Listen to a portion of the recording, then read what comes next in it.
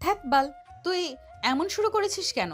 যেখানে পুরো কলেজের ছেলেরা আমার পিছে ঘুর ঘুর করে, সেখানে আমি তোর পেছনে, আর তুই এত ইগো দেখাস আমাকে। তাই তো আজকে তোকে এখানে নিয়েছি, তোর সব ইগো ভেঙে দেব। আপু দেখো, তুমি যা চাচ্ছ তা কখনো সম্ভব নয়। আর আমি প্রেম ভালোবাসাকে ঘৃণা করি, এগুলো আমি বিশ্বাস করি না। তাই তো তোমার কাছ থেকে আমি চলে আসি। প্লিজ আপু, আমাকে যেতে দাও। দেখো, অনেক কষ্ট করে এখানে ভর্তি হয়েছি। যদি তোমাকে আর আমাকে রুমে বন্দি অবস্থায় দেখে ফেলে, তাহলে অনেক কিছু ভেবে নেবে। তোকে এইসব নিয়ে ভাবতে হবে না। তুই স্কুলের প্রিন্সিপালকে আমার বাবা চেনে, বুঝলি? এখন এদিকে আয় তো। না না, আমি একদমই পারবো না। তুমি যত যাই বলো, কখনোই পারবো না। অসম্ভব। আমি কিন্তু চিৎকার দেব। আমি শুনেছি তুই ক্লাস টপার, কিন্তু তোর মাথাতে তো কোনো বুদ্ধিই নেই। বুদ্ধি নেই কেন? কিছুই দেখছি নেই। তুই ছেলে মানুষ আর আমি মেয়ে। তুই এখানে যত চিৎকার দিস না কেন, সবাই এসে ভুল তোকেই বুঝবে, আমাকে না, বুঝলি? এখন এত কথা না বলে আমি যা চাইছি আমাকে দিয়ে দে, আমি এখান থেকে চলে যাই। না না, আমি পারবো না, আর আমাকে যেতে দেন বলছি। বাল, বারবার শুধু একই কথা বলে চলে আসিস। যেতে দেন, যেতে দেন। দাঁড়া, সোজা আঙুলে যেহেতু ঘি উঠলো না, সেহেতু আঙুল বাঁকাতেই হবে। মানে? এত মানে মানে করতে হবে না। এখন শুধু দেখ কি হয় তোর সাথে। আমার কথা তো শুনলি না, এখন হাড়ে হাড়ে বুঝতে পারবি। যত যাই হোক, আমি যে একবার ভেবেছি হয়তো করে ছাড়বো। কথাটা বলেই বাঁকা হাসি দেয় নেহা। তার বুকের উপর থেকে ওড়না দিয়ে নিজের হাত নিজেই বেঁধে ফেলে চেয়ারে, এমনভাবে বসে থাকে যেন যে কেউ দেখলে মনে করবে স্বাধীন বেঁধে রেখেছে। তারপর চিৎকার করতে লাগে। স্বাধীন কি করবে বুঝতে পারে না, নেহার দিকে অবাক দৃষ্টিতে তাকিয়ে থাকে। ঠিক তখনই দরজায় সব কড়া নাড়তে লাগে। স্বাধীন কিছুই বুঝতে পারে না। দরজা খুলতে যাবে এর আগেই দরজা ভেঙে রুমের মধ্যে অনেক ছেলে প্রবেশ করে। স্বাধীনকে সামনে দেখে আর নেহাকে চেয়ারের সাথে বাঁধা অবস্থায় দেখে তারা সব বুঝে নেয়। তাই ছেলেগুলো এসে স্বাধীনকে মারতে লাগে। আর একটা মেয়ে এসে নেহার হাতের বাঁধন খুলে দেয়।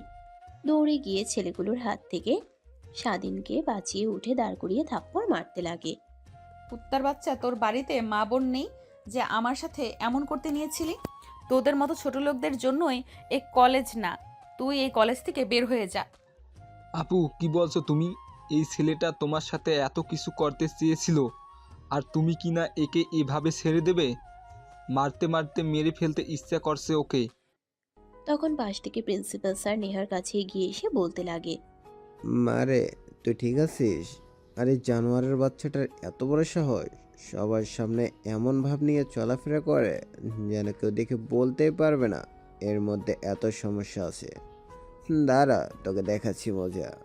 আঙ্কেল, ওকে কিছু করার দরকার নেই। ছোট মানুষ বুঝতে পারেনি তাই এমন করেছে। আর এই, তোমরা চলে যাও। কি বলছিস মা? কিভাবে একে ছেড়ে দিই বল? ওর এত বড় সাহস যে কলেজে এসে মেয়েদের সাথে নষ্টামি করতে চেয়েছিল। ওকে তো এর উচিত শিক্ষা না দিলে এই কলেজে আর অনেকেই এমন বাজে কাজ করার চেষ্টা করবে। না আঙ্কেল, ওকে মারা এমনিতে কম হয়নি। ছেলেগুলো এসে দেখেন কত মেরেছে, নাক মুখ দিয়ে রক্ত বের হচ্ছে। আমার বাবাকে তো আপনি চেনেন। বাবা যদি একবার ওর বিষয়ে জানতে পারে তাহলে একদম ওকে মেরে ফেলবে। ওর পরিবার আছে, চাই না আমার জন্য একটা ছেলের জীবন নষ্ট হোক। একটু শোন, কি বলে, তুই যাকে এত বড় ক্ষতি করতে চেয়েছিলি সে তোর কথা চিন্তা করে তোকে মাফ করে দিতে চাচ্ছে। আর তুই তুই কিনা উল্টাপাল্টা কাজ করতে চেয়েছিলি। আসলে তোর জন্মের ঠিক নাই। যদি তাই হতো তাহলে নিজের থেকে সিনিয়র মেয়েকে আর কলেজে এসব করার দুঃসাহস কখনো করতে না। একটা মেয়ে মানুষ কতটা জঘন্য হলে নিজের উপরে এত বড় মিথ্যা দোষারোপ চাপিয়ে দেয়, সামান্য তার সাথে খারাপ কাজে রাজি না হওয়াতে। আর আমার কথা তো কেউ বিশ্বাস করবে না। ঠিকই বলেছিল, সে একটা ছেলের কথায় এই জগতে কোনো মূল্যই নেই। স্বাধীন কথাগুলো ভাবতেছিল। তখনই লাথি খেয়ে খানিকটা দূরে গিয়ে পড়ে। স্বাধীন সরল চোখে তাকিয়ে দেখে পুরো রুমে কালো পোশাক পরিহিত লোক দিয়ে ভরে গিয়েছে। পাশে একটা মধ্যবয়স্ক লোক দাঁড়িয়ে থেকে রাগান্বিত কণ্ঠে বলছে। জানোয়ারের বাচ্চা, তোর এত বড় সাহস, তুই কিনা আমার মেয়ের দিকে বাজেভাবে তাকাস? তুই কি ভেবেছিস আমার মেয়ে আর 5টা সাধারণ মেয়ের মতো? কখনোই না। আসলে আমার মেয়ে আর ছেলে আমার পরিচয় সবার সামনে জানাতে চায় না, আর ওরা সাধারণভাবে জীবনযাপন করতে চায়, তাই আমি ওদের জীবন নিয়ে হস্তক্ষেপ করি না। তাই তাই বলতে আমার মেয়ের দিকে কেউ এভাবে তাকাবে আর আমি চুপচাপ বসে থাকবো নাকি? বাবা বাবা প্লিজ ওকে মেরো না, আমার সম্পূর্ণ কথা শোনো, এরপরে ওকে যত খুশি তত মেরো। আর আঙ্কেল আপনি রুম থেকে বের হয়ে যান, বাবার সাথে আমার কিছু পার্সোনাল কথা বলার আছে।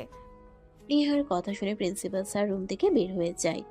নেহা বডিগার্ডদের ইশারা দিলে তারাও বের হয়ে যায়। নেহা দরজা লাগিয়ে দেয়। নেহার বাবা এখনো স্বাধীনের দিকে রাগী দৃষ্টিতে তাকিয়ে আছে। বাবা প্লিজ তুমি ওকে ভুল বোঝো না, ছেলেটার কোনো দোষ নেই। আমি ওকে পছন্দ করি, কলেজের সব ছেলেরা আমার পিছে ঘুরঘুর করে, বাট আমার তো একে পছন্দ হয়েছে, কিন্তু এত করে প্রপোজ করি রাজি হয় না, তাই এখানে ধরে নিয়ে এসেছিলাম ওকে। রাজি হচ্ছিল না, তাই ভাবলাম একটু শায়েস্তা দেই। কি নেহা, তোর কাছ থেকে কখনো এরকমটা আশা করিনি। যা হয়েছে তা ভুলে যায়। তুই যেহেতু ছেলেটাকে ভালোবাসিস, সেহেতু তোদের বিয়ের পরিয়ে দেই, কি বলিস? নাকি বিয়ে করার ইচ্ছে নেই? না বাবা, আমার তো অনেক পছন্দ ওকে, প্রথম দিন দেখার পর থেকে। বিয়ে হলে তো আর খারাপ হয় না। বাবা আমার একটা কথা রাখবে? আচ্ছা ঠিক আছে, যা। তুই ভালো বুঝিস তার ছেলের পরিচয় কি কি? তার ছেলের পরিচয় কি কি করে, এগুলো না জেনেই রাজি হয়ে গেছিস? এই নিয়ে তোমাকে ভাবতে হবে না, আমি ওর বিষয়ে সব খোঁজ খবর নিয়েছি। ওর বাবা মা নেই, ছোট বোন নিয়ে থাকে। ওর বাবা নেই, মা আর ছোট বোন নিয়ে থাকে। পড়ালেখার পাশাপাশি পার্ট টাইম কাজ করে। ওর মা বাসা বাড়িতে মাঝে মাঝে কাজ করে, ওটা দিয়ে ওদের সংসার চলে। আর ও অনেক ভালো, কোনো মেয়েকে খারাপভাবে তাকিয়ে দেখে না। আচ্ছা ঠিক আছে, যেহেতু এত খোঁজ খবর নিয়েছিলি, সে তো এগুলো না করলেও পারতে। ছেলেটাকে সবাই মিলে অনেক মেরেছে, আর আমি শুনে তো নিজের রাগকে কন্ট্রোল করতে না পেরে 5 মিনিট লাগেনি চলে এসেছি। এইভাবে সবার সামনে অপমান না করে ওকে ধরে নিয়ে গিয়ে বিয়ে করতে পারতি। বাবা আমি বুঝতে পারিনি যে ও এরকম করবে, আর কলেজের ছেলেপেলেরা ওকে এইভাবে মারবে। ভেবেছিলাম সবাই ধরে নিয়ে গিয়ে বিয়ে দিয়ে দিবে। সরি। আমাকে সরি বলে কী লাভ? যার সাথে এইগুলো করেছিস তাকে সরি বলে দিস। আচ্ছা চল, তোদের বিয়ে দিয়ে দেই। বাবা দেখো, তোমার পরিচয় নিয়ে আমি বড় হতে চাই না, আর 5টা মেয়ের মতো আমি বড় হতে চাই। তোমাকে এমনিতেই এখানে সবাই দেখে ফেলেছে, অনেকে অনেক কথা বলবে। তুমি চলে যাও, আর আমি একে বিয়ে করে নেব। আমাকে এই নিয়ে ভাবতে হবে না। আর মা, নানু ভাই, দাদু ভাই আর রোহানকে বলে দিও আমি খুব দ্রুতই বাড়িতে আসছি। আচ্ছা ঠিক আছে, যা তুই ভালো মনে করিস। আমরা গেলাম। হ্যাঁ, আর কখনো যেন এরকম কিছু কানে না আসে আমার, বুঝলি? নেহার বাবা চলে যায়। স্বাধীনকে উঠিয়ে বসিয়ে দেয়। স্বাধীনের মুখ নাক দিয়ে রক্ত বের হচ্ছে। নেহা তার ওড়না দিয়ে মুছতে লাগে। নেহার হাত সরিয়ে দেয়।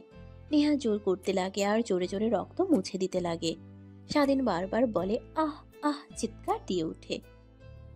তখন যদি আমার কথা মানতি, তাহলে আর তোকে এত মার খেতে হতো না। শুধু শুধু মার খেলি, রাজি হলে তো আর মার খেতে হতো না, আদর খেতি। দেখেন প্লিজ, আমাকে ছেড়ে দেন। আর আমাকে যদি সত্যি ভালোবেসে থাকেন তাহলে প্লিজ যেতে দেন আমাকে। এমনিতেই অনেক মেরেছেন। জান, আমি তার জন্য রিয়েলি সরি। আগেও বুঝতে পারিনি যে আমি কিছু হবে। তা বাদ দাও, চলো বিয়ে করি। তখন তো আর তোমার কোনো দ্বিমত থাকবে না। বিয়ে আবার আপনার মতো মেয়েকে? অসম্ভব। আপনাদের মতো বড়লোকদের আমি শুরু থেকে অনেক ঘৃণা করি। তার উপরে আবার কি বললেন ভালোবাসেন? অসম্ভব, কখনো আপনাকে বিয়ে করব না। আমাকে মারতে মারতে মেরে ফেললেও না। না জান, তোমাকে আর মারবো না, তোমাকে এখন থেকে রোমান্টিক অত্যাচার করব, রাজি করব। ওয়েট করে দেখাচ্ছি। কথাটা বলে নেহা স্বাধীনের কাছে এগিয়ে আসে। ঠোঁটের দিকে এগিয়ে যেতে লাগে। স্বাধীন ধাক্কা দিলে নেহা দূরে পড়ে যায়। নেহার রাগী ভাবে তাকিয়ে স্বাধীনের কাছে এসে শক্ত করে মাথার পিছনে হাত দিয়ে ঠোঁটের সাথে ঠোঁট লাগিয়ে দেয়। স্বাধীনের কোনো রেসপন্স না দেখে মাথার পিছনে চুল চেপে ধরে এক হাত দিয়ে অন্য হাত দিয়ে নাভিতে স্লাইড করতে লাগে। স্বাধীন কেঁপে উঠতে লাগে, নিজেকে কন্ট্রোল করতে পারে না। ধীরে ধীরে নেহার সাথে তাল মেলাতে লাগে। নেহা স্বাধীনের পরিস্থিতি বুঝতে পেরে স্বাধীনকে ছেড়ে দেয়। যান, এখন বলো বিয়ে করবে নাকি বাসরটাও এখানে করে ফেলবো, তারপর রাজি হবে? যত যাই করেন না কেন, আপনি আপনার মতো বাজে একটা মেয়েকে কখনোই বিয়ে করব না। যে মেয়ে নিজের চরিত্রে কলঙ্ক দাগ লাগাতে 2 মিনিটও ভাবে না, সেই মেয়েকে বিয়ে করব না আমি। অসম্ভব। বুঝতে পারছি তোকে কিভাবে রাজি করাতে হবে, ওয়েট দেখাচ্ছি। কথাটা বলেই নেহা উঠে পড়ে তার ব্যাগ থেকে ফোন বের করে চেয়ারের উপরে রেখে দেয়। তারপর নিজের শরীর থেকে 3 পিস খুলে ফেলে। স্বাধীন দেখে চোখ বন্ধ করে অন্যদিকে তাকায়। নেহা গিয়ে স্বাধীনের উপরে বসে পড়ে নাভিতে গলায় কিস করতে লাগে। স্বাধীন নিজেকে কন্ট্রোল করতে পারে না। নেহাকে সরিয়ে দিলে শক্ত করে জড়িয়ে ধরে। স্বাধীন নিজেকে কন্ট্রোল করতে না পেরে নেহার সাথে তালে তাল মেলাতে লাগে। নিমেষেই তারা দুজন হারিয়ে যায় ভালোবাসার এক অতল গভীরে। প্রায় 40 মিনিট পর স্বাধীন হাঁপিয়ে নেহার উপরে শুয়ে পড়ে। নেহা শক্ত করে স্বাধীনকে তার সাথে জড়িয়ে ধরে। স্বাধীনের ধ্যান ভেঙে যেতেই দ্রুত উঠে পড়ে নিজের পোশাক পরিধান করে নেয়। নেহা হাসতে হাসতে তার 3 পিস পায়জামা পরিধান করে নেয় আর স্বাধীনের দিকে তাকিয়ে বলতে লাগে, এখন বল বিয়ে করবি নাকি একের মতোই এখানেও বলবি? হ্যাঁ, এখনো আমার মতো একই। কখনো আমাকে এসব দিয়ে রাজি করাতে পারবেন না। আর ভাবছেন যা, সেটা তো বোকা। আমি একটা মাত্র। হ্যাঁ বুঝতে পারছি, তোকে রাজি করানো এত সহজ না। এত কিছু করার পরও রাজি হচ্ছিস না, তার জন্যই তো এটা করা। এই দেখ ভিডিও, বেশি কিছু না, এটা তোর মাকে দিয়ে দেখাবো। তাহলে দেখবি তোর মা তোকে জোর করে আমার সাথে বিয়ে দিয়ে দিবে, বুঝলি? এখন ভাব কি করবি, চুপচাপ হাসি মুখে আমাকে বিয়ে করবি? স্বাধীন নেহার হাত থেকে ফোন কেড়ে নেয় দেখে অবাক হয়ে নেহার দিকে আর মোবাইলের দিকে তাকাতে লাগে আর বলতে লাগে, আপনি বাজে, কিন্তু এতটা খারাপ আর বাজে মেয়ে তা কখনো ভাবতে পারিনি। আপনি যা করছেন, যা শুরু করেছেন, এর ফল ভালো হবে না। আপনাকে হাড়ে হাড়ে টের পেতে হবে। জানি জান, তোমাকে পাওয়ার জন্য আমি সবকিছু করতেও রাজি আছি, বুঝলে? এটা তো সামান্য কিছু। এখন বল বিয়ে করবি নাকি যা বললাম সেটা করতে হবে? স্বাধীন মাথা নিচু করে ফেলে। কি বলবে সে নিজেও বুঝতে পারে না। স্বাধীনের চুপ থাকা দেখে নেহা বুঝতে পারে হ্যাঁ তাই। ব্যাগ থেকে পানি বের করে স্বাধীনের দিকে এগিয়ে দিয়ে বলে, সরি জান, ক্ষমা করে দিও। এগুলো না করলে তুমি কখনোই রাজি হতে না। আর এই নাও পানি, মুখে হাতে রক্ত লেগে আছে, ধুয়ে নাও, না হলে এরকম ভাবে বের হলে অনেকে অনেক কিছুই বলবে। স্বাধীন নেহার কথা শুনে হাত থেকে পানি নিয়ে মুখ হাত ধুয়ে ফেলে। তারপর নিজেকে স্বাভাবিক করে রুম থেকে বের হয়ে দেখে পুরো কলেজ অনুষ্ঠানে নীরবতা। ঘরের দিকে তাকিয়ে দেখে বিকাল 6টা বেজে গেছে। স্বাধীন অবাক হয়ে যায়। তখনই সামনে তাকিয়ে দেখে প্রিন্সিপাল স্যার তার দিকে রাগীভাবে তাকিয়ে আছে। স্বাধীন সামনে এগিয়ে যেতেই প্রিন্সিপাল স্যার বলতে লাগে, উত্তর বাচ্চা, আসলে তোদের মতো ছেলেদের জন্মের ঠিক নেই। তোর মা পা জড়িয়ে ধরতে নিয়েছিল, আমি তার দিকে তাকিয়ে তোকে এই কলেজে ভর্তি করেছিলাম, আর তুই কিনা এতটা জঘন্য। ইমরান চৌধুরী তোর কোনো ক্ষতি না করে চলে গেল, আমি কিছুই ভাবতে পারছি না। আর নেহা মামনি কই, নাকি তুই ওকে আবার? আঙ্কেল চুপ করেন, আর স্বাধীনকে আজকের পর থেকে এইভাবে কথা বলবেন না। আর হ্যাঁ, ওকে বিয়ে করব, বুঝলেন? যা হয়েছে নিজেদের মধ্যেই লুকিয়ে রাখেন। তুমি কি বলছো মা? তোমার মাথা ঠিক আছে? দেখো, ভয় পেতে হবে না, ওকে নিয়ে তোমার কোনো কিছুই করবে না। তুমি তো তোমার বাবাকে চেনো, সব কিছু মুখ বন্ধ করে দেবে, এই কথা কলেজের বাইরে পৌঁছাবে না। তোমাকে এই কুত্তার বাচ্চাটাকে বিয়ে করতে হবে না মা, তোমার জীবন নষ্ট হয়ে যাবে। চুপ করবেন আপনি? আপনি স্যার, স্কুলের শিক্ষক, আমাদের ভালো শিক্ষা দেবেন। আমার জীবনে কোনটা ভালো কোনটা খারাপ এইটা নয়। আর হ্যাঁ, আজকের পর থেকে যদি একে পাজি ভাবে কথা বলেন বা শুনছি, তাহলে আপনার কিন্তু খবর আছে। বাবাকে বলে বুঝতে পারছি মা, বুঝতে পারছি, আর কিছুই বলবো না। আর তোমাকে এসব নিয়ে ভাবতে হবে না, তোমার যা ইচ্ছে তাই করো, শুধু আমি বললাম ঠিক হবে না। তোমাকে এই আচ্ছা, গেলাম, তোমাদের জন্য অপেক্ষা করছিলাম। তোমার বাবা যাবার সময় বলল তোমরা দুজন রুমে আসো, আমি আর ডাক দেই নাই। কলেজ ছুটি হয়েছে অনেক আগে, সবাই চলে গিয়েছে, তোমাদের জন্য অপেক্ষা করছিলাম। থ্যাংক ইউ আর সরি আঙ্কেল এভাবে কথা বলার জন্য। তারপর নেহা স্বাধীনের হাত জড়িয়ে ধরে। স্বাধীন ছেড়ে দিতে নিলে নেহা শক্ত করে জড়িয়ে ধরে হাঁটতে হাঁটতে কলেজ থেকে বের হয়ে যেতে লাগে। পিছন থেকে প্রিন্সিপাল স্যার দেখে অবাক হয়ে মাথা চুলকাতে চুলকাতে বলতে লাগে, বুঝতে পারলাম না কে কার ক্ষতি করতে চেয়েছিল। যাকে ক্ষতি করতে চেয়েছিল সে হাসি মুখে রয়েছে, আর যে ক্ষতি করতে চেয়েছিল সে ভয়ে চুপ আছে। বুঝলাম না। আর যেমনভাবে হাত জড়িয়ে ধরে রেখে বের হচ্ছে, যেন দেখে মনে হচ্ছে নেহা মনিকে ক্ষতি করতে নাই, উল্টো ছেলেটা ক্ষতি করতে যাচ্ছে না। এত বছর ধরে শিক্ষকতা করছি, কখনো এরকম জিনিস চোখেও দেখিনি। আর যে কি দেখতে হবে মৃত্যুর আগ পর্যন্ত। কথাটা ভেবে বিড়বিড় করতে করতে কলেজ থেকে বের হয়ে যায়। দারোয়ান কলেজ বন্ধ করে দেয়। অন্যদিকে নেহা কলেজ থেকে বের হয়ে রাস্তায় আসলে রিক্সা দাঁড় করে উঠে পড়ে। তারপর নেহা তার বান্ধবীদেরকে ফোন করে কাজী অফিসে আসতে বলে। একটু পর একটা ফুলের দোকানের সামনে রিক্সা দাঁড় করাতে বলে নেহা। রিক্সাওয়ালা ফুল দোকানের সামনে দাঁড় করালে নেহা স্বাধীনের দিকে তাকিয়ে বলে, দেখো একদম পালানোর চেষ্টা করবে না, যদি করো তার পরিণাম ভালো হবে না। ভালোভাবেই বুঝতে পারছো যে আমি কি জিনিস আর তোমাকে কি করতে পারি। কথাটা বলেই নেহা নেমে গিয়ে ফুলের দোকান থেকে 2টা ফুলের মালা কিনে নেয়। তারপর রিক্সায় এসে বসে। প্রায় 5 মিনিট পর কাজী অফিসের সামনে গিয়ে রিক্সা দাঁড় করায়। তাকিয়ে দেখে তার বান্ধবীরা আগে থেকেই দাঁড়িয়ে আছে।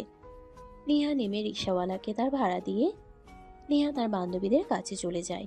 নেহাকে দেখতে পেয়ে তার বান্ধবীরা এগিয়ে এসে বলতে লাগে, কি রে নেহা, এখন কাজী অফিসে আসতে বললি কেন? আর কার বিয়ে? কাউকেই তো দেখতে পাচ্ছি না আমাদের ছাড়া। কার বিয়ে হতে যাবে? আমার বিয়ে দেখে কি তোর মনে হয় না? মানে কি বলছিস তুই? তোর মাথা ঠিক আছে? তুই আবার বিয়ে? হা হা হা। এত বছর ধরে তোকে দেখছি, একটা রিলেশনও করলি না, আর এখন কি না জানি না এসে বলছিস বিয়ে। জোকস ভাই। তাই এখানে ডাকছিস কেন, কিছু বলবি নাকি? আরে এই যে দেখছি সেটা আমার বর, আর আজকে আমাদের বিয়ে। তার জন্যই তোদের ডেকে এনেছি, সাক্ষ্যের প্রয়োজন হবে, তাই জন্য চল এখন ভেতরে। নেহার কথা শুনে অবাক হয়ে যায় নেহার বান্ধবীরা। কিছুই বুঝতে পারে না, মাথা চুলকাতে লাগে। নেহা স্বাধীনের হাত ধরে কাজী অফিসের ভিতরে নিয়ে যায়। পেছন থেকে নেহার বান্ধবীরা নিজেদের মধ্যে বলাবলি করতে লাগে। বুঝতে পারলাম না, ও বিয়ে করছে এই ছেলেকে? দেখতে তো অনেক কিউট আছে, বাট দেখে তো মনে হচ্ছে অনেক ছোট ওর থেকে। না হলেও 3-4 বছরের জুনিয়র তো হবেই। বাট রাজি হলো কি করে? কিরে তোরা এখনো এখানে দাঁড়িয়ে থাকবি? বললাম না ভেতরে আয়। নেহার ধমক খেয়ে সবাই চুপ হয়ে কাজী অফিসের ভিতরে যায়। কাজী সাহেব দেখে নেহার সব বলে তারপর বিয়ে পড়িয়ে দেয়। বিয়ে পড়ানো হলে মোনাজাত করে দেয়। স্বাধীন অবাকভাবে নেহার দিকে তাকিয়ে আছে। নেহা বুঝতে পেরে বলতে লাগে, যদি তখন রাজি হয়ে যেতি তাহলে আর এত কিছু করতে হতো না, শুধু শুধু ছেলেগুলোর মার খেলে। সেই তো বিয়ে করতেই হলো। আমি বুঝলাম না আমার মধ্যে কি এমন পেয়েছেন আপনি। হ্যাঁ, আমার দেখে কত ভালো ভালো ছেলে আপনার পিছে লাইন দিয়ে দাঁড়িয়ে আছে। সিনিয়রের হ্যান্ডসাম বড়লোক, টাকা পয়সা আছে এমন ছেলে, আর আমি কি না সামান্য একটা ছেলে, বস্তিতে থাকি, মা আর বোনকে নিয়ে পার্ট টাইম কাজ করি, 3 বেলা ঠিক মতো খেতেও পারি না। আপনি কি ভেবেছেন জোর করে আবেগের বয়সে আমার সাথে বিয়ে করে সুখে থাকতে পারবেন? কখনোই না। এই আবেগ ফুরিয়ে গেলে সব বুঝতে পারবেন। আর যার জন্য বিয়ে করেছেন শুধু স্ত্রীর অধিকার, স্বামীর অধিকারটা কখনো বিয়ের মধ্যে আবদ্ধ থাকে না। স্ত্রীর মর্যাদা, তার সম্পূর্ণ খরচ বহন করা লাগে, আরও অনেক কিছু। আর আমি যা ইনকাম করি ঠিক মতো 3 বেলা খেতেও পারি না। আর আপনাকে কিনা। চুপ কর, তোকে এইসব নিয়ে ভাবতে হবে না।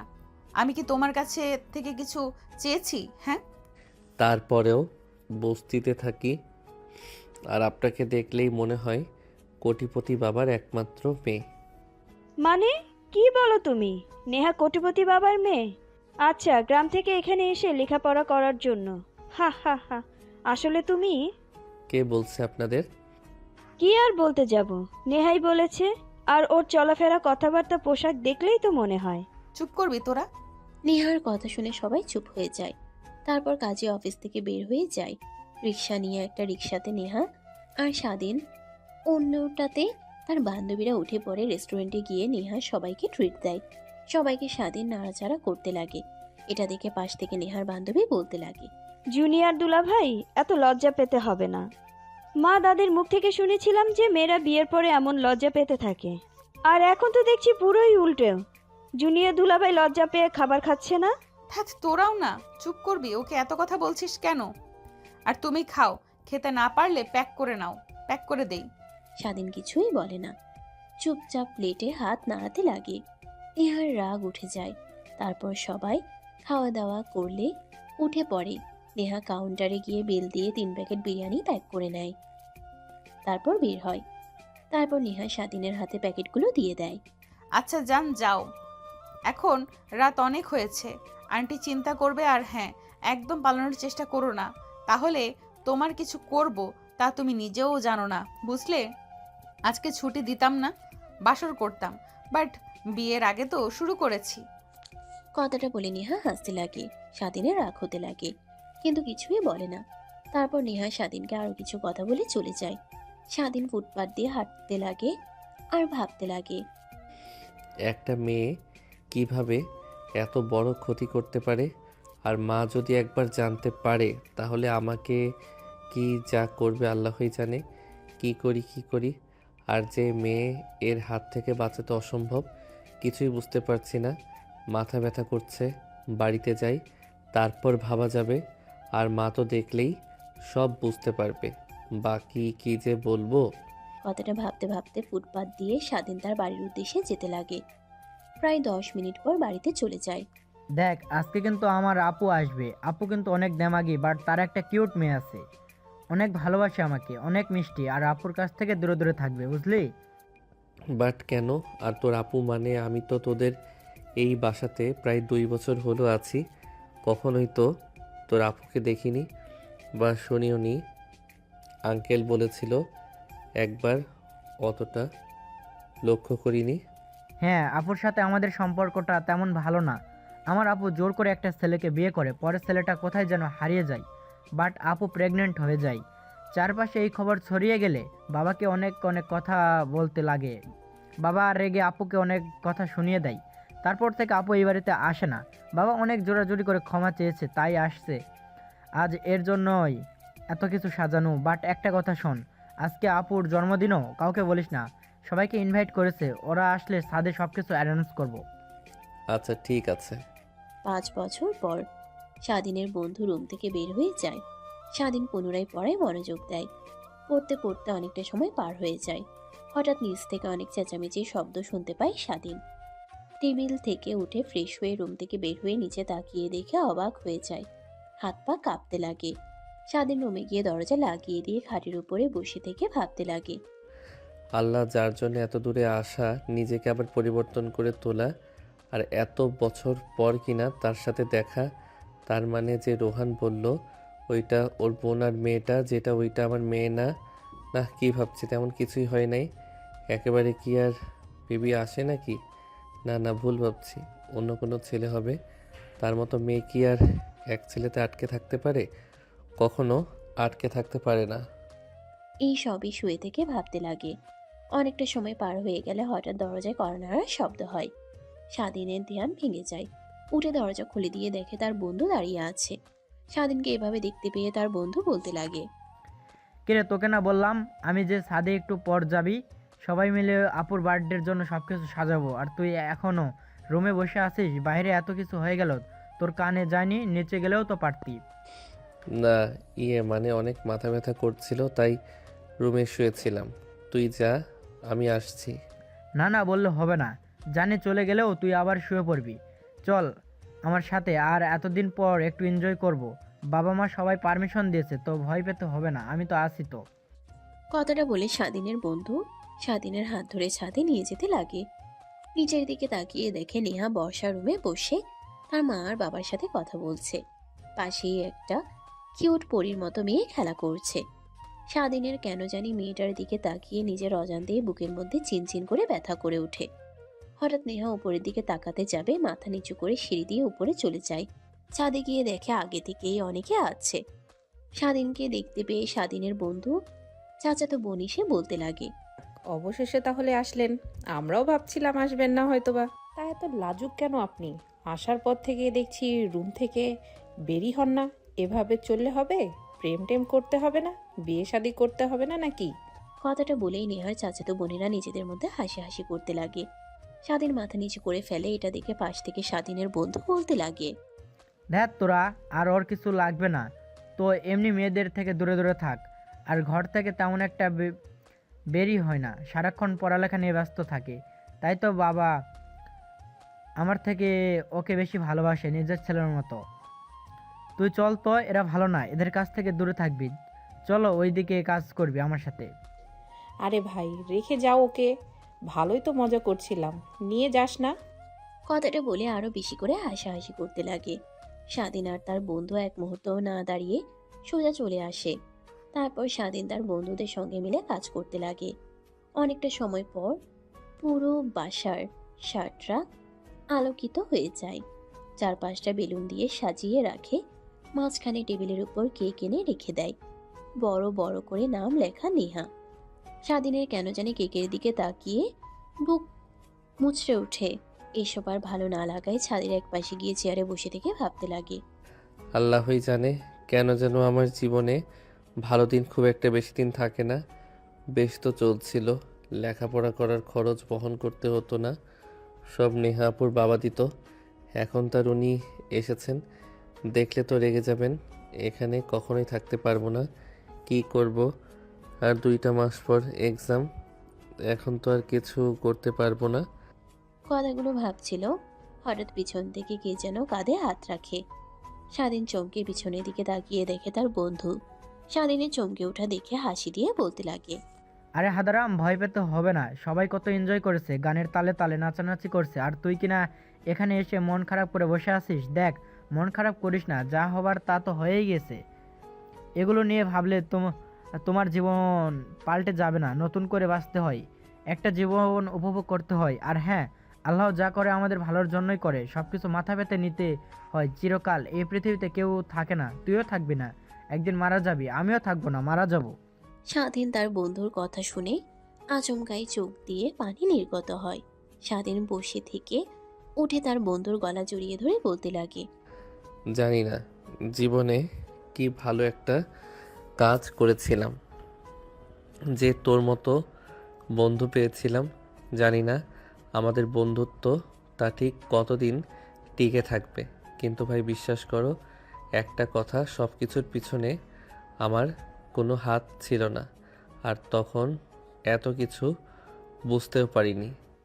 মানে কি বলছিস তুই? তোর কোনো হাত ছিল না? আবার তখন এইসব আবেগ কাজ করে নাই, বুঝতে পারিসনি? ছোট ছিলি মানে দেখ, এমনিতেই মাথা খারাপ হয়ে আছে, দিন দিন ঈশিতার অত্যাচার বেড়ে চলেছে, আর তুই এমনভাবে কথা বলছিস, আমার অনেক রাগ হচ্ছে। কেন রে, মেনে নিলেই তো পারিস। মেয়েটা এত তোর পিছু ঘুরঘুর করছে, আর দেখেছি তো ভার্সিটিতে তেমন কোনো ফ্রেন্ড নেই, সবসময় একাই থাকে আর তোর পিছু পিছু ঘুরে। পারলে একটু সময় দিতে পারিস, তাহলে তোর বিষয়ে সব ভালোভাবে বুঝতে পারবে। আদেও তোকে সত্যিকারের ভালোবাসে নাকি তোর বাবার সম্পত্তি দেখে? আরে ভাই, জানি জানি, সব আমার বাবার টাকার দিকে নজর ওর। মা ছিল 1 নম্বরের একটা খারাপ মহিলা, যার জন্য আমার চাচার জীবন নষ্ট হয়ে গেছে, আর এখন কিনা ও আমার পিছু পিছু ঘুরছে। আমি চাই না আমার অবস্থা আমার চাচার মতো হোক। মানে তোর চাচাও আছে, আর তোর চাচার কি এমন হয়েছে? আর দেখ ভাই, মা যেমন মেয়ে তেমনই হবে, এটা কিন্তু ঠিক নয়। হাতের 5টা আঙ্গুল এক হয় না। দেখ তুই থাক, বিয়ের কথা আমার কিন্তু রাগ উঠে যাচ্ছে, তখন দেখবি তোকেই আমি মেরে বসবো। কিন্তু এখন চল, ওইদিকে সবাই এনজয় করছে, তুইও করবি। দেখ, তুই তো জানিস আমার এইগুলো একদমই পছন্দ হয় না। নাচ গান ড্রিঙ্কস করা এগুলো ভালো লাগে না। সো তোরা যা, আমি এখান থেকে দেখি আর উপভোগ করি। না না, আজকে আর না করতে পারবি না, আজকে তোকে ড্রিঙ্ক করতে হবে। কথাটা বলেই স্বাধীনকে জোর করে সবার কাছে নিয়ে যায়। সবাই নাচ গান করছে আর ড্রিঙ্কস করছে। স্বাধীনের বন্ধু ড্রিঙ্কস ঢেলে ক্লাসে দিলে স্বাধীন খায় না, পাশে রেখে দেয়। দেখতে দেখতে অনেকটা রাত হয়ে যায়। রাত 11:50 হলে স্বাধীনের বন্ধু নিচে চলে যায়। প্রায় 5 মিনিট পর কালো কাপড় চোখে বেঁধে একটা মেয়েকে উপরে উঠিয়ে আনে। স্বাধীন ভালোভাবেই দেখে বুঝতে পারে এটা নেহা। ধীরে ধীরে আড়াল হয়ে যেতে লাগে। তারপর ছাদের এক কোণায় গিয়ে বসে থেকে দেখতে লাগে। দেখে নেহাকে টেবিলের কাছে নিয়ে এসে চোখের কাপড় বেঁধে দিয়ে সবাই হ্যাপি বার্থডে বলে উইশ করতে লাগে আর উদযাপন করতে লাগে। নেহা কেক কেটে এক এক করে সবাইকে খাইয়ে দিতে লাগে। স্বাধীনের বন্ধু স্বাধীনকে দেখতে না পেয়ে এদিক ওদিক তাকাতে লাগে। তারপর তার দিকে এগিয়ে আসতে লাগে। স্বাধীন তাকিয়ে তাকিয়ে দেখতে লাগে।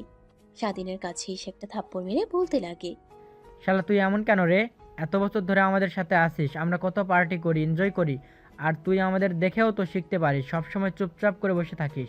আপু সবাইকেই তো খাইয়ে দিচ্ছে, তোকে ডাকছি তুই তো শুনছিস না, এখানে এসে বসে আসিস। চল আপুর সাথে পরিচয় করে দিই। না না, তার কোনো দরকার হবে না, এমনিতেই পরিচয় হয়ে নেব, এখন দরকার নেই, থাক। ধ্যাত শালা, চল তো আমার সাথে এখনই। কথাটা বলেই স্বাধীনের বন্ধু স্বাধীনের হাত ধরে তার বোনের দিকে নিয়ে যেতে লাগে। দেখে নেহা তার মুখে লাগানো কেক টিস্যু দিয়ে মুছছে। তখনই স্বাধীনের বন্ধু স্বাধীনকে সামনে দাঁড় করিয়ে বলতে লাগে, আপু পরিচয় হও, এটা আমার সব থেকে ভালো বেস্ট ফ্রেন্ড, যে কিনা আমার সুখে দুঃখে সবসময় আমার সাথেই থাকে। তোমাকে যে বলেছিলাম না একটা ছেলের কথা, এই এসে আমাদের বাড়ির থেকেই লেখাপড়া করে, জানো আপু। বাবা আমার থেকে ও একে বেশি ভালোবাসে, জানো আমি তার ছেলে না, এটাই তার ছেলে। কি হলো আপু, কথা বলছো না কেন? এভাবে কি দেখছো? কই কিছু না। আচ্ছা তুমি তো মনে হয় কেক খাওনি আজকে, এদিকে আসো খাইয়ে দেই। না না আপু, দরকার নেই, এমনিতেই বসেছিলাম সাইটে, কিন্তু দেখেন না আমাকে ধরে নিয়ে এসেছে, এখানে পরিচয় করে দিবে বললাম, এমনিতেই পরে পরিচয় দেওয়া যাবে। কেন, ভালোই তো করেছে, সবাই এখানে আনন্দ করছে, আর তুমি কেন আমার পাশে বসে থেকে তাকিয়ে তাকিয়ে দেখছো? আরে আপু কাকে কি যে বলো না, তুমি এত বছর হলো আমাদের সাথেই আছে, আমরা এতই জায়গাতে যাই, আনন্দ করি, ড্রিঙ্কস করি, বাট একে তো একদিনও ড্রিঙ্কস করাতে পারিনি। ও আচ্ছা, ভালো ভালো, আগের মতোই আছে দেখছি। মানে? না কিছু না। আচ্ছা তুমি এদিকে আসো, কেক খাইয়ে দেই, আর তুই কয়েকটা পিক তুলে দে তো আমাদের। নেহা কেক কেটে খাইয়ে দিতে লাগে। স্বাধীনকে স্বাধীনের বন্ধু কয়েকটা পিকচার ক্যাপচার করে নেয়। তারপর নেহা দুষ্টুমি করেই স্বাধীনের গালে কেক লাগিয়ে দেয়। স্বাধীন অবাক হয়ে নেহার দিকে তাকায়। নেহা স্বাধীনের কাছে গিয়ে এসে কানে কানে বলতে লাগে, অনেক কাঁদিয়েছো আমাকে, এখন তোমার পালা। আমাকে কাঁদিয়ে অনেক সুখে আছো দেখছি। এইখানে আমার বাড়িতে তুমি, আর তোমাকে না আমি পুরো দেশে খুঁজে বেড়াচ্ছি। কথাটা বলেই নেহা বাঁকা একটা হাসি দেয়। টেবিলের উপর থেকে টিস্যু নিয়ে স্বাধীনের দিকে এগিয়ে দেয়। স্বাধীন নেহার হাতে টিস্যু নিয়ে মুখে লেগে থাকা কেক মুছতে লাগে। ঠিক তখনই নেহার দিকে একটা বাচ্চা মেয়ে এগিয়ে এসে মা মা বলে ডাকতে লাগে। নেহা কোলে তুলে নেয়। পিচ্ছি মেয়েটা স্বাধীনকে দেখে বলতে লাগে, আম্মু, এটাই আব্বু তাই না? তুমি যার ছবি মোবাইলে রেখেছো, আবার মাঝে মাঝে দেখি ছবির দিকে তাকিয়ে কান্না করো। না মামুনি, তুমি ভুল দেখেছো। সে না, এটা তোমার মামার ফ্রেন্ড, এটাও তোমার মামা। তো দেখতে তো একদম এনার মতোই লাগে, শুধু দাড়িগুলো নেই। না মামুনি, ভুল দেখেছো তুমি, সে না। আর নেহা তার মেয়েকে নিয়ে চলে যেতে লাগে। স্বাধীনের দিকে তাকিয়ে পুনরায় বলতে লাগে, সরি, আমার মেয়ে ছোট, বুঝতে পারিনি, ভুল করে আপনাকে আমার বাবা বলেছে। অবশ্য আপনাদের মতোই একটা কাপুরুষকে বিয়ে করেছিলাম আমি, যে আমাকে ছেড়ে চলে গিয়েছে। কথাটা বলে পুনরায় নেহা ছাদে থেকে নেমে চলে যায়। স্বাধীন এক ধ্যানে নেহার চলে যাওয়ার দিকে তাকিয়ে থাকে। স্বাধীনের বন্ধু স্বাধীনের কাছে এসে পায়ে হাত দিয়ে নাড়া দিয়ে বলতে লাগে, কিরে এখনো এখানে ধ্যান মেরে দাঁড়িয়ে আছিস? আয় এদিকে, সবার সাথে এনজয় কর। দেখ এতদিন সব তোর জ্বালা সহ্য করেছি, কিন্তু আর নয়, আমাদের থাকে সাথে থাকবি, আর আমাদের মতো হবে না, এমনটা হবে না। চল এখন আমাদের সঙ্গে ড্রিঙ্ক করতে হবে আর নাচানাচি করতে হবে। কথাটা বলেই জোর করে স্বাধীনের বন্ধু স্বাধীনকে নিয়ে যায়। গান বাজতে লাগে। তারা তালে তালে সবাই নাচে। স্বাধীনের বন্ধু টেবিলের উপর থেকে ড্রিঙ্কসের গ্লাস এগিয়ে নিয়ে এসে স্বাধীনের দিকে এগিয়ে দেয়। স্বাধীন নিতে রাজি না হয় আরো কিছু বন্ধু মিলে জোর করে খাইয়ে দেয়। স্বাধীন কিছুই বুঝতে পারে না। এক পর্যায়ে স্বাধীন মাতাল হয়ে যায়। বেশ কিছুক্ষণ সবার সাথে এনজয় করে রাত গভীর হলে ছাদ থেকে নেমে তার রুমের দিকে যেতে লাগে। নেহার রুমের সামনে দিয়ে যেতেই দেখে নেহার রুমের দরজা খোলা। স্বাধীন এক পলক তাকিয়ে দেখে নেহা তার মেয়েকে বুকে জড়িয়ে ধরে আছে। স্বাধীন দেখে নিজের অজান্তেই ভালো লাগা কাজ করে। নেহা রুমের দিকে চলে যায়। স্বাধীনকে নেহা হঠাৎ দিকে চমকে ওঠে। স্বাধীন নেহার কাছে এগিয়ে এসে বলতে লাগে, এইটা কি আমাদের মেয়ে? না, এটা আমার নিজের মেয়ে। আর নেশা করে এই রুমে এসেছিস কেন? যা, বের হয়ে যা বলছি। ভাইয়া আর বাবার মুখ থেকে তো তোর বিষয়ে অনেক কথা শুনেছি, আর এখন কিনা এরকম তুই? কথাটা শেষ হতেই স্বাধীন অজ্ঞান হয়ে মেঝেতে পড়ে যায়। নেহা দ্রুত তার মেয়েকে পাশ শুয়ে দিয়ে স্বাধীনের কাছে এসে ডাকতে লাগে। স্বাধীনের কোনো রেসপন্স না পেয়ে কি করবে কিছুই বুঝতে পারে না, রুম থেকে বের হয়ে ছাদে চলে যায়। দেখে সবাই ড্রিঙ্কস করে এদিকে ওদিকে শুয়ে আছে।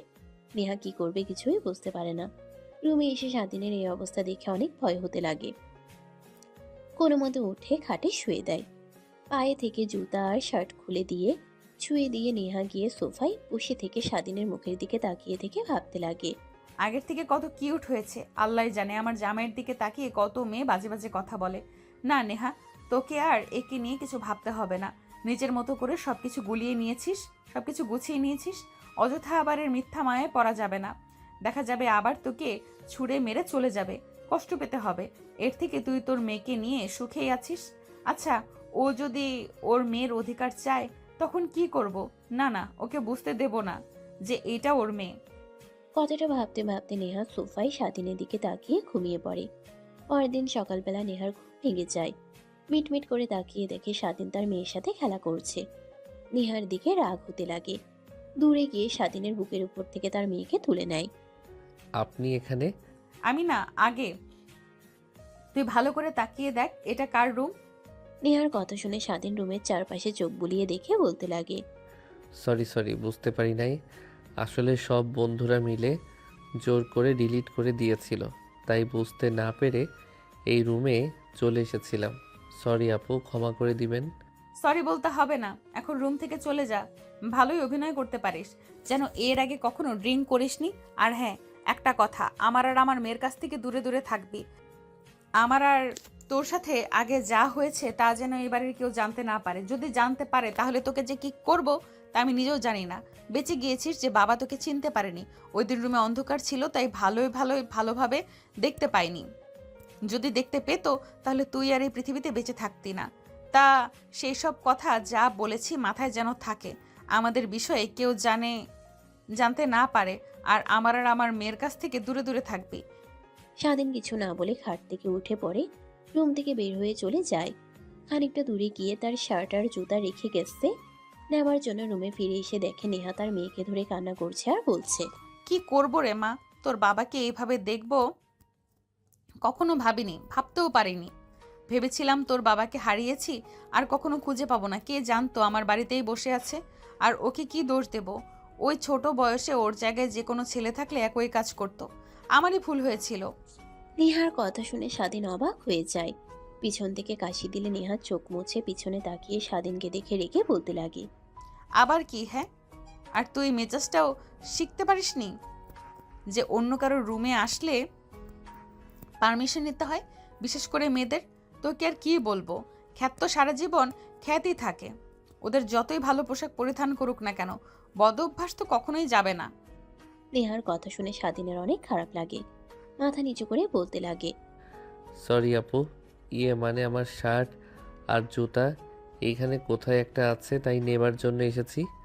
স্বাধীনের কথা শুনে নেহা বের করে দেয়। স্বাধীন নেহার হাত থেকে নিতে গেলে হাতের স্পর্শ লাগতেই কেঁপে উঠে, তারপর রুম থেকে সোজা বের হয়ে তার রুমে এসে দরজা লাগিয়ে খাটের উপর শুয়ে থেকে ভাবতে লাগে। তার মানে ওইটা আমারই মেয়ে আর আমি ওর বাবা, কিন্তু পরিচয় দিতে চাচ্ছে না কেন? আমি তো আর যাক, এত কথা আর ভাবতে পারবো না। যা হবার হবে খুব শীঘ্রই। এখান থেকে পরীক্ষা দিয়ে চলে যেতে হবে, তারপর সব কিছু গুছিয়ে ফিরে আসবো। কথাগুলো ভাবতে ভাবতে স্বাধীন আবার ঘুমিয়ে পড়ে। দুপুরের দিকে ঘুম ভেঙে গেলে উঠে গোসল করে ফ্রেশ হয়ে বাইরে বের হয়ে দেখে সবাই বসার রুমে বসে আড্ডা দিচ্ছেন। স্বাধীন নিচে চলে যায়। স্বাধীনের বন্ধু স্বাধীনকে দেখে এগিয়ে এসে বলতে লাগে, আর এভাবে কতদিন থাকবি? হ্যাঁ, আয়, সবাই মিলে আড্ডা দিচ্ছি, তুইও আয়, বস। আমাদের সাথে সবার গোপন কথা শুনছি, গোপন কথা শুনতেও ভালো লাগে। না রে, ভালো লাগছে না। মাথা অনেক ব্যথা করছে, বাহিরে গেলে ঠিক হব। তোদের বললামই এগুলো আমি খাই না, পারবো না জোর করে খাওয়ালি। এখন দেখ কেমন লাগছে আমার। শরীরে বসতে পারিনি, বাদ দে, এখন আয় আমার সাথে। তারপর স্বাধীনের বন্ধু হাত চেপে ধরে নিয়ে যায়, সোফায় বসিয়ে দেয়। সামনে তাকিয়ে দেখে নেহা আরও অনেক মেয়ে আর অনেকগুলো স্বাধীনের ফ্রেন্ডস আর কিছু স্বাধীনের বন্ধুর ভাই চাচাতো মামাতো। দেখতে দেখতে সবাই তাদের গোপন কথা বলতে লাগে। দেখতে দেখতে নেহার চাচাতো বোনের কাছে আসলে বলতে লাগে, আমি একজনকে অনেক ভালোবাসি, অনেক অনেক, যা বলে বোঝাতে পারবো না। অনেকবার প্রকাশ করেছি, বাট না বলে দেয় সে প্রথম দেখা থেকেই। কিন্তু কে জানে যে ও আমাকে ভালোবাসেনি? জানি না কখনো তাকে আপন করে পাবো কি না, বাট জীবনে তাকে যদি না পাই আর কখনো বিয়ে করব না। কথাটা শুনে সবাই হাতে তালি দিতে লাগে। অন্যদিকে নেহা তার চাচাতো বোনের দিকে তাকিয়ে দেখে স্বাধীনের দিকে মুখ করে কথাটা বলেছে। নেহার অনেক রাগ হতে লাগে, হাত দিয়ে সোফা খামচি দিয়ে ধরে পরে নেহার কাছে আসলে সবাই জোরাজোরি করতে লাগে। তখন পাশ থেকে নেহার ফুফাতো বোন বলে ওঠে, আপু, তোমার বিষয়ে অনেক শুনেছি। তুমি একটা ছেলেকে ভালোবাসতে বিয়ে করেছিলে, পরে ছেলেটা চলে যায়। বাট সব তো আর শুনেছি আঙ্কেলের কাছ থেকে আর তোমার ভাইয়ের কাছ থেকে। তোমার মুখ থেকে তেমন কিছুই শুনিনি। প্লিজ আপু, বলবে একটু আমাদের? প্লিজ আপু, প্লিজ। সবাই মিলে জোরাজোরি করতে লাগে। নেহা স্বাধীনের দিকে এক পলক তাকিয়ে দীর্ঘ নিঃশ্বাস ফেলে বলতে লাগে, তাহলে শোনো, কলেজে নতুন স্টুডেন্ট ভর্তি হয়েছিল, নবীন বরণ ছিল, সবাই আসছিল। আমি একটু গ্যাং নিয়ে ঘোরাফেরা করতাম, ছেলেদের মতো পোশাক পরা, সিগারেট খাওয়া, এই সবই ছিল আমার কাজ। এক কথায় গ্যাংদের মতো ছিল। তখনই এক হাবাগোবা ছেলেকে দেখি যে কিনা সাধারণ পোশাক পরে এদিকে ওদিকে তাকিয়ে তাকিয়ে ভেতরে আসছিল। আমার সব বান্ধবীরা ওকে ধরে নিয়ে এসে র্যাগিং দিতে লাগে। ওই ছেলেটার কথা আর মায়াবী চেহারা দেখে আমি কেমন যেন হারিয়ে যাই। ওদের ছেড়ে দিতে বলি। ধীরে ধীরে ওর প্রতি কেন যেন এক মায়া কাজ করে আমার। ওকে না দেখলে ভালো লাগতো না। এভাবে অনেকটা মাস পেরিয়ে যায়। তারপর আমি ওকে কলেজের পাশে নিয়ে যাই। তারপর সব কথা খুলে বলি। ও আমার বিষয়ে সব বলে দেয়। ছেলেদের মতো পোশাক পরা আর সিগারেট খাওয়া এগুলো নাকি ভালো লাগে না। তারপর নিজেকে পরিবর্তন করে ফেলি, আর 5টা মেয়েদের মতো চলাফেরা শুরু করি। গ্যাং নিয়ে ঘোরাফেরা করি না, পড়াশোনা করতে লাগি। এইভাবে কেটে যায় আরও কয়েকটা মাস। তারপর আবার আমি ওকে বলি, পড়া করে দেয়। যার জন্য এত পরিবর্তন হলাম, যদি না করে দেয় কার রাগ হবে না বল? তাই ওকে জোর করে ক্লাসরুমে নিয়ে যাই, তারপর চিৎকার করি। সবাই আসে আমাকে আর ওকে রুমে দেখে উল্টাপাল্টা ভেবে নেয়। ওকে মারধর করে। বাবা জানতে পেরে বাবা আসে। বাবাকে আমার মনের কথা খুলে বললে বাবা চলে যায়। তারপর ওকে বিয়ে করে নেই। এইভাবে কিছুদিন পার হয়ে যায়। হঠাৎ হারিয়ে যায়, আর খুঁজে পাইনি। নেহার কথা শুনে সবাই হতভম্ব হয়ে যায়। সবাই চুপচাপ বসে থাকে। স্বাধীনের কেন জানি অনেক খারাপ লাগতে লাগে, নিজের অজান্তেই ভাবতে লাগে। তার মানে নেহা আপু আমাকে এত ভালোবাসতো, তার পরিবর্তনের পেছনে আমার হাত ছিল। আমি ভুল করেছি, তার হাত ছেড়ে দিয়ে। জানি না এখন কিভাবে সব কিছু মানিয়ে নেবে সে। আর আমাকে কি তার জীবনে আর একটাবার সুযোগ দেবে? এই সবই ভাবতে লাগে। তখনই নেহার পাশ থেকে নেহার চাচাতো বোন বলে ওঠে, যাই হোক আপু, তোমার লাভ স্টোরির কাছে আমার লাভ স্টোরি কোনো মূল্যই নেই। বাট এখন যদি ওই ছেলেটা ফিরে আসে, তোমার কাছে যদি তার অধিকার চাই, তার মেয়ের অধিকার চাই, তখন তুমি কি করবে? জানি না আদৌ আসবে কি না, আর আসার সাহস করবে কি না। বাট যদি সে তার ভুল বুঝতে পারে আর আমাদের মেনে নেয়, আর সে যদি চায় যে আবার এক হয়ে যায়, তাহলে বিষয়টা ভেবে দেখব। বাট আপু, তুমি তো জানো না, বাবা আর বরযাত্রী মিলে সিদ্ধান্ত নিয়েছে তোমাকে বিয়ে দিবে। তারা ছেলে দেখাও শুরু করেছে। জানি না তোমার কপালে কি আছে, কিন্তু দোয়া করি আমাদের দুলাভাইকে যেন খুব দ্রুতই তুমি পাও। হ্যাঁ। কথাটা স্বাধীনের দিকে বললে স্বাধীন মাথা নিচু করে ফেলে। তারপর আবার সবাই আনন্দ করতে লাগে। এভাবে অনেকটা সময় পার হয়ে যায়। বিকেল হয়ে যায়। সবাই ঘুরতে বের হওয়ার জন্য গাড়িতে উঠে বসে। স্বাধীন দেরি করে আসলে সব গাড়ির বুক। শুধু নেহার গাড়িটাই ফাঁকা দেখে দাঁড়িয়ে থাকে। এটা দেখে স্বাধীনের বন্ধু গাড়ি থেকে নেমে এসে বলে, কিরে, তুই এভাবে দাঁড়িয়ে আছিস যে? গাড়িতে উঠে বস, অনেকদিন পর একত্র হয়েছি, নদীর পাড়ে যাব, আনন্দ করব, চল তো ওঠ। না রে, আমার ভালো লাগছে না, তোরা যা। আমি এইখানেই ঠিক আছি। বুঝতে পারছি কেন উঠতে চাচ্ছিস না। আপুকে কি দেখে ভয় পাচ্ছিস, তাই না? আরে তখন তো তোকে আমি এমনি বলেছি আপুর বিষয়ে। আপু অনেক ভালো, অনেক ফ্রেন্ডলি। যদি মিশতে পারিস দেখবি অনেক ভালো লাগবে তোর। আরে না না, তেমন না। তোরা যা এনজয় কর, আমার ভালো লাগে নাই এসব, তুই তো জানিসই। আমি এখানেই ঠিক আছি। স্বাধীন আর একটা কথাও না শুনে স্বাধীনের বন্ধু স্বাধীনের আর একটা কথাও না শুনে স্বাধীনের বন্ধু জোর করে গাড়িতে উঠিয়ে দিয়ে দরজা লাগিয়ে দেয়। স্বাধীন একদম দরজার কাছে ঘেঁষে বসে থাকে, তাকিয়ে থাকে। তারপর গাড়ি স্টার্ট দিয়ে সবাই যেতে লাগে। নেহার আর স্বাধীনের মেয়ে মাঝখানে বসে থেকে নেহার সাথে কথা বলতে লাগে। স্বাধীনের কেন জানি তাকাতে অনেক ইচ্ছে করে, কিন্তু তখনই রাতের বলা কথা মনে পড়ে যায়। স্বাধীন আরো চেপে গিয়ে বাইরের দিকে তাকিয়ে থাকে। নেহা দেখে নিজের হাসিকে আর কন্ট্রোল করতে না পেরে বলতে লাগে, এত ঢং করতে হবে না। এমন ভাব করছিস যেন ভাজা মাছটা উল্টে খেতে পারিস না। এমনভাবে ধীরে ধীরে দরজার কাছে এগিয়ে যাচ্ছিস যেন এখন দরজা দিয়ে লাফ মেরে পড়ে যাবি। এদিকে এগিয়ে এসে বস। না, আমি এখানেই ঠিক আছি। মামা, ওইদিকে ওইভাবে চেপে আছেন কেন? পড়ে যাবেন তো। আমাকে মা সবসময় মাঝখানে রাখে, সাইডে বসতে দেয় না। বলে জানালা দিয়ে নাকি পড়ে যাব আমি। বলেন তো, আমি কি ছোট আছি জানালা দিয়ে পড়ে যাব? আপনি পড়ে যাবেন। এদিকে এসে বসেন। স্বাধীন তার মেয়ের কথা শুনে মাথা ঘুরিয়ে তাকায়, মিষ্টি একটা হাসি দেয়, তারপর একটু নড়েচড়ে বসে। স্বাধীনের মেয়ে তার দিকে এগিয়ে যেতে লাগে।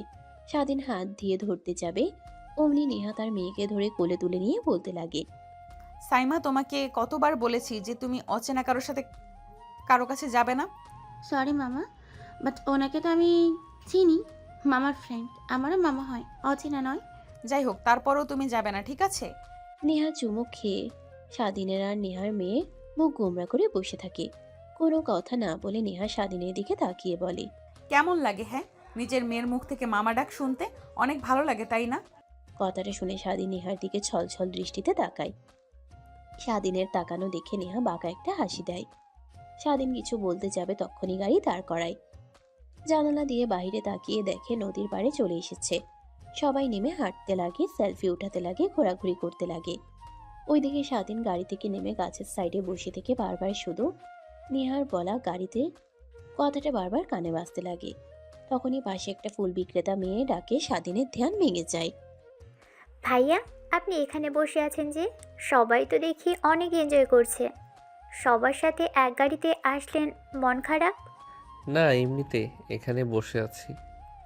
জানি জানি, অনেক বছর হলো এখানে ফুল বিক্রি করি, আর এখানে এসে সবাই অনেক এনজয় করে। আর কিছু মানুষ আছে যেখানে এসে এইভাবে বসে থাকে আপনার মতো। ওই ভাইয়াগুলোর মন খারাপ থাকে, আমি শুনেছি। সো আপনারাও মন খারাপ, তাই না? স্বাধীন মাথা দিয়ে হাই ইশারা করে। মেয়েটা মুচকে একটা হাসি দিয়ে বলতে লাগে, ভাইয়া, আপনার মন খারাপের কারণ যাই হোক, কোনো আবুর জন্যই হয়তো বা। আমি বলি কি, ফুল নিয়ে গিয়ে দেন। অনেক আপুরা আছে ফুল অনেক পছন্দ করে, দিলেই খুশি হবে। সো আপনি দিন, দেখবেন আপনার অনেক খুশি হবে। সত্যি? হ্যাঁ, অনেক ভাইয়াদেরই দিয়েছি। তারা পরের দিন আপুর সাথে এসে আমাকে ধন্যবাদ দিয়ে গেছে, চকলেটও দিয়ে গেছে, তাই বললাম আপনাকে। স্বাধীন মেয়েটার কথা মতো সবগুলো ফুল কিনে নেয়। টাকা দিতে গেলে নিতে রাজি হয় না, বলে কালকে দিয়ে নাপো রাগ ভাঙলে। স্বাধীন জোর করে মেয়েটাকে 500 টাকার নোট দিয়ে দেয়। মেয়েটা নিয়ে হাসি মুখে চলে যায়। স্বাধীন ফুলগুলো নিয়ে নেহাকে খুঁজতে লাগে। দেখে নেহা তার মেয়েকে কোলে করে পাশে নদীর দিকে তাকিয়ে আছে। স্বাধীন নেহার দিকে ফুলগুলো নিয়ে এগিয়ে যায়। নেহা তার পাশে কারোর উপস্থিতি টের পেয়ে তাকিয়ে স্বাধীনকে দেখে।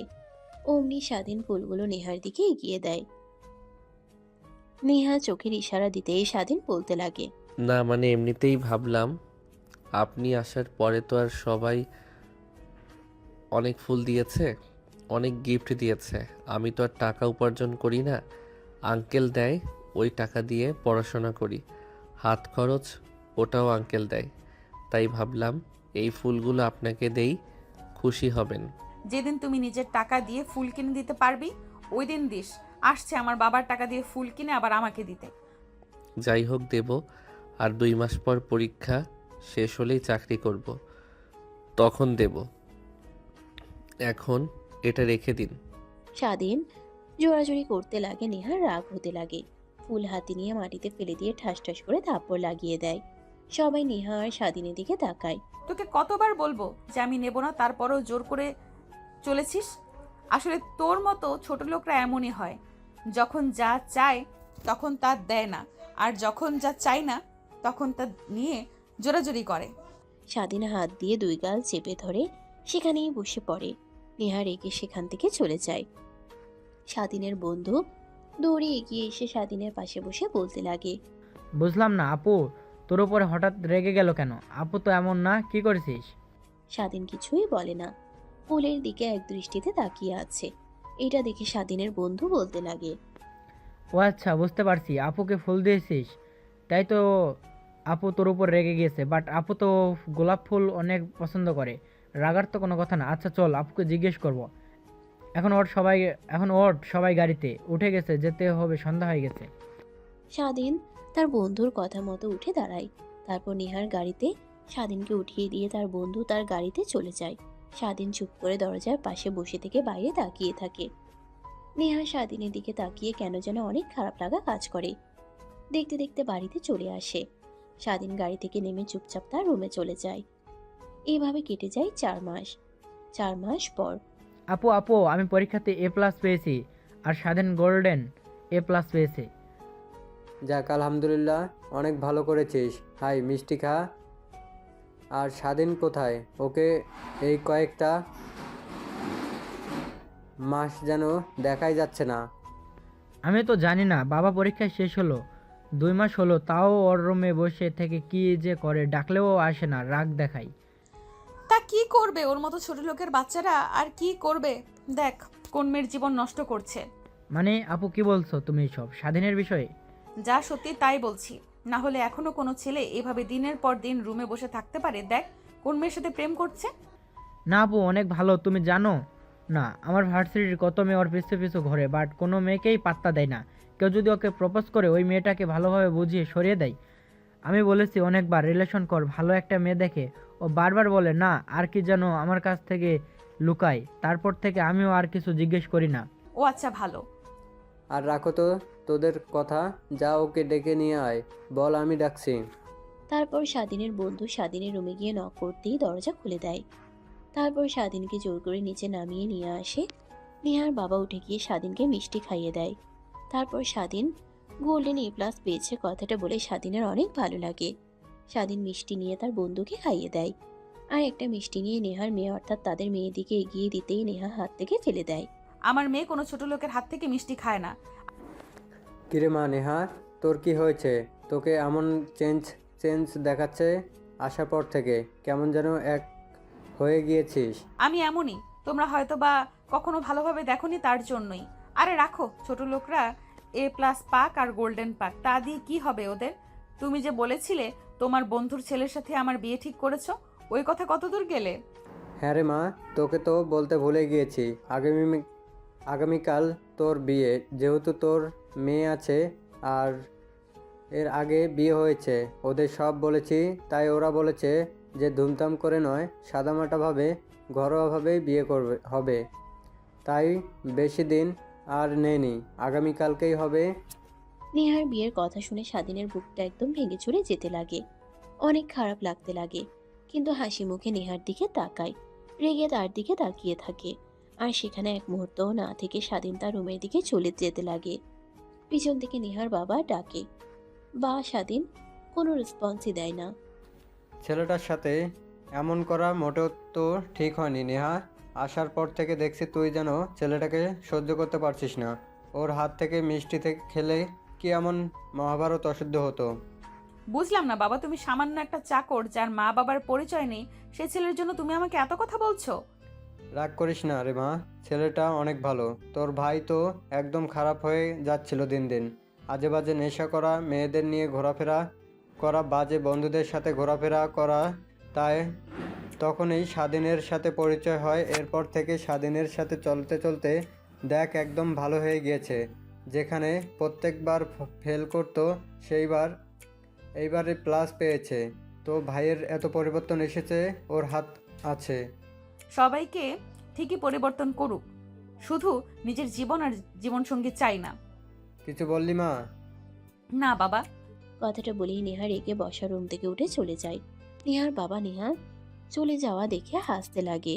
স্বাধীনের বন্ধু অবাক হয়ে তাকিয়ে থাকে। নেহার বাবা অবাক হয়ে তাকিয়ে থাকা দেখে স্বাধীনের বন্ধুকে কাছে এগিয়ে কানে কানে অনেক কথা বলে। স্বাধীনের বন্ধু শুনে তো যেন আকাশ থেকে মাটিতে পড়ে। কি বলছো বাবা? তার জন্যই তো বলি আপু তো কারোর সাথে খারাপ আচরণ করে না। স্বাধীনকে দেখলে যেন ওর আর রাগ উঠে যায়। আরে বাবা, রাগ যা হবার তা তো হয়েছেই।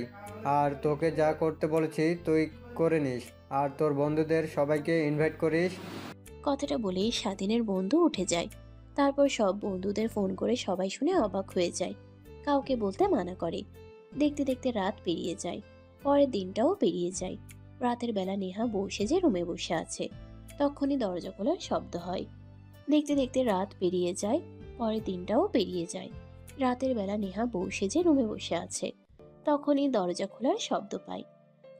দরজা লাগিয়ে দিয়ে সামনে কেউ দাঁড়াতেই অমনি নেহা ঘুমটা উঠিয়ে বলতে লাগে, জানি না আপনি কে, আর আপনার বিষয়ে আমি কোনো কিছু জানতেও চাই না, কিন্তু আমাকে বিয়ে করেছেন, অনেক বড় উপকার করেছেন, বাট আমি আপনাকে স্বামী হিসেবে মানতে পারবো না। আমার স্বামী আছে, আর আপনি হয়তো বা জানেন আমার মেয়েও আছে। আমি আমার স্বামীকে অনেক ভালোবাসি আর অভিমান করে বিয়ে করেছি। আপনি আমার পরিস্থিতিটা বুঝতে পারছেন, তাকে শায়েস্তা করার জন্য আর তার মুখ থেকে কয়েকটা কথা শোনার জন্যই আপনাকে বিয়ে করা। মানে কি বলছো? আর আপু?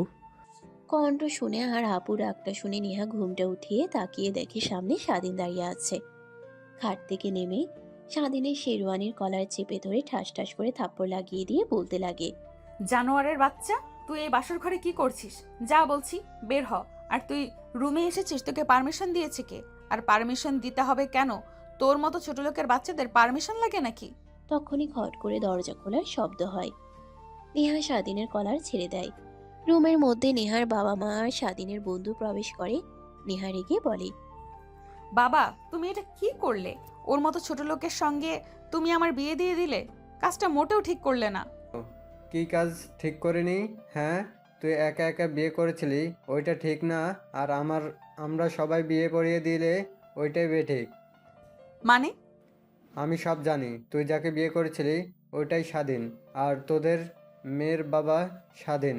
তুই কি ভেবেছিলি আমার মেয়ের যে এত বড় সর্বনাশ করতে চেয়েছিল তাকে আমি ছেড়ে দিব? ওর 14 গোষ্ঠী সব বের করেছি, আমি সব দেখেছি। বাট যখন তুই কোনো কিছু করতে না করলে তাই ছেড়ে দিয়েছিলাম। পরে যখন তোকে ছেড়ে চলে গেল শুনি, তখন অনেক রাগ হয়। অবশেষে তোর ভাইয়ের সাথে দেখতে পাই, তখন ছেলেটার জন্য অনেক মায়া হতে লাগে। ছোট ছেলে, তোর কোন বোর্ড সামাল দিতে পারবে না, তাই ভাবি থাক না আমাদের কাছে, বড় হোক। আর তুই তো আসতে চাচ্ছিলি না, তারপর নিজের ছেলের মতো করে বড় করি, লেখাপড়া করাই। তারপর নেহার বাবা নেহাকে স্বাধীনকে কিভাবে পেল সব কথা খুলে বলতে লাগে। সবাইকে বলা শেষ হলে সবাই চলে যায়। নেহা গিয়ে দরজা আটকে দেয়। স্বাধীন ভয়ে কাঁপতে লাগে। অনেক কষ্ট দিয়েছিস তুই, আর আজকে তোকে ছাড়ছি না। প্রত্যেকটা কষ্ট আর